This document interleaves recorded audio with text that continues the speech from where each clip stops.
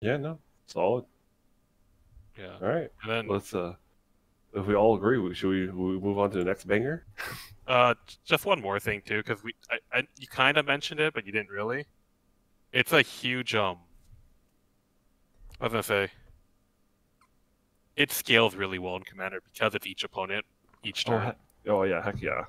Yeah, so like each like turn cycle, you could be drawing like 3, 4 cards, which is insane. All right, so Mitchell, you then got anything? what? Faerie Mastermind? I mean, I got nothing on it really. I mean, it's like you said with Commander. Yeah, whenever an opponent draws, it's a really important like card text for that. And then that it's like that second ability.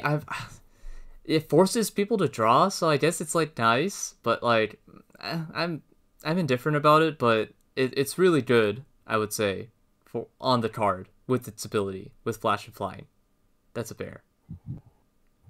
And it's also a rogue. So really, I think any Yuriko deck in Commander is gonna appreciate this card. Oh wait, it's a rogue. That means I can play it in Party. Yes, Oh, every format, why? Chris. And, I'm here like I have the black white party time deck. I'm like, if only it was white or black. Oh man. Dude, it's why I play Esper Party. I know technically Esper is the best color combination for a party, but oh well. It's still a good card though. Yeah, and it's a fairy, so people for those who are fairy lovers, you guys got another awesome fairy. Oh, dude, fairies are having a banger of a time. I feel like they're gonna come back with Eldraine, oh yes. Oh yeah, either as like a standard menace or a pioneer menace. I'm pretty sure they're gonna come back. Rip Lorwyn, man. I want to go back to Lorwyn, but Eldraine like fills that fairy tale niche. But that's another topic for another day. Mm-hmm. So should we move on to our next unanimous Our card? next universal pick, yeah. Yeah. It's gonna be Vision of was it Gobakhan. Gobakhan. Gobakhan. And for those who don't know, this is actually Teo's home plane. He's like that uncommon wall-making planeswalker from War of the Spark. So. Oh, really? Yeah. Yeah, dude. No one liked him because he showed up out of nowhere. Yeah, he's so like, I'm here.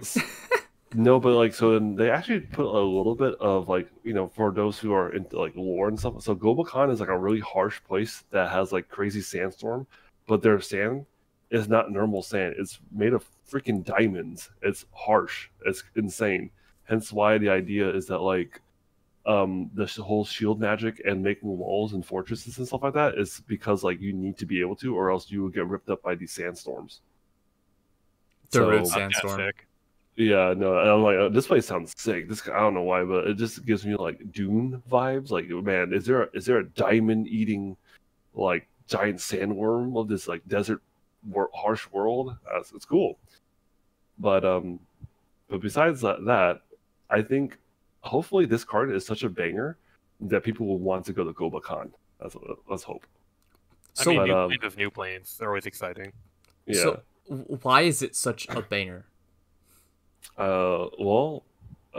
Because do you want to read what it does? Because I think it's fantastic. Oh, dude, I know what it does. I know what it does. Read the screen and I know what it does. I don't even. No, it's for the people that don't read. Okay. So for Invasion of Gobakhan, when it enters the battlefield, you get to look at your opponent's hand and then you get to exile a card from it. As long as that card remains exiled, they have to pay 2 more to cast it. And more specifically, it's a non-land card. And then on the backside, when what is it? When it's defeated? Yeah. So once you like, quote unquote, defeat the land, at the beginning of your end step, each creature that attacked gets a 1/1 counter. Insane. And then even more text, you can sacrifice it to give each creature indestructible and hexproof. More specifically, each creature you control. Yes. So end of turn. Yeah, no, I think it's super solid. Did we mention about how the front side only requires 3 defense counters to be beaten?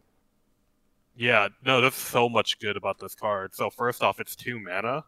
So which is a great time to play like a hand hate card. And even if you're depending on what deck you're playing, you might even play it turn 3 just so, or turn 4 just to hold off whatever Yeah, no, like board wiper or something you're scared of me in your more personally, aggressive decks. I love the flexibility of like it comes out early enough. You know, it's not like a Thoughtseize or Inquisition or anything like that, but 2 is just fine. But like you can play this on turn 4, like you just said, where it's like turn 1, play a beater, right? Like aggressive, your 1 drop, your 2 drop, your 3 drop. Turn 4, assuming you're on the play. Oh, this is so backbreaking. Where if you know your opponent has some sort of sweeper, you play this on turn 4, you grab their answer, and it's like, okay, that answer, they still have access to it, but it costs 2 more. So you have 2 more turns, and you not only that, but you get to see what else is in their hand. And assuming that you already built your board, you probably only need to swing with 2 creatures to get past, and then like flip this over. This is the ideal scenario here. No, even it's less than that.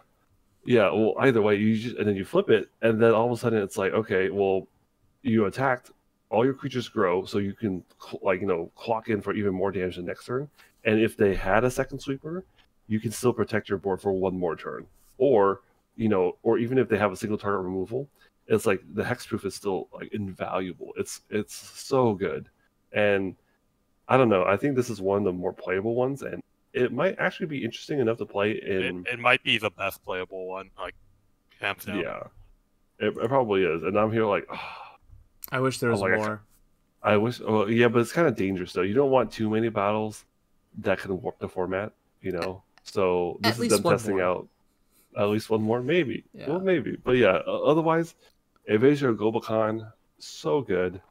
I think it's awesome, and you could do other interesting shenanigans too, because it is a battle. It's a permanent on the battlefield. Like, can you imagine turn 2 playing this, and then turn 3 you play Flicker Wisp? Oh, boom! Oh, rip another card from your opponent's hand, and the card that you exile doesn't even go back to your opponent's hand. It just stays in exile with the 2 extra additional mana cost tax on it. And it's like, wow, that. And then, you know what the cherry on top is? Flicker Wisp. 3 power, flying. Next turn, get in there, flip it over. Oh my gosh. Yeah. Oh gosh, this is like, I don't know why, but I think like I'm so excited because I really hope like a Death and Taxes style deck can work with this card, but we'll see. Do you guys have any other things about Invasion of Gobakhan, or are we done like oogling and goggling about how good it is? I'm excited to play it in every format. I can play it in Cube, Commander, Standard. Dude, I want this for my Marath list so bad. Like, oh, so good. But I don't know what to cut. It's so good. All right. And then, yeah, let's move on. Let's just move on to our next banger that we all agreed on. Who's going first?